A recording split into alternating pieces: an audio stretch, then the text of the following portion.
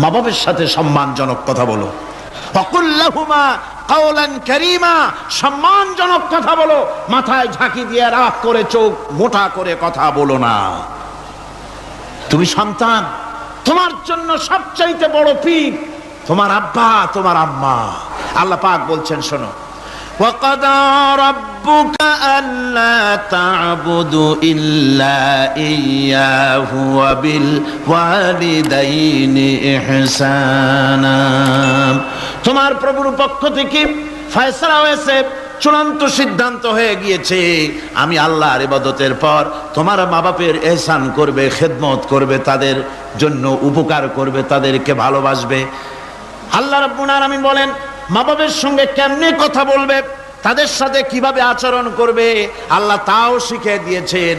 আল্লাহ পাক বলেন ওয়ালা তাকুল লাহুমা ওয়াকুল লাহুমা কাওলান কারীমা।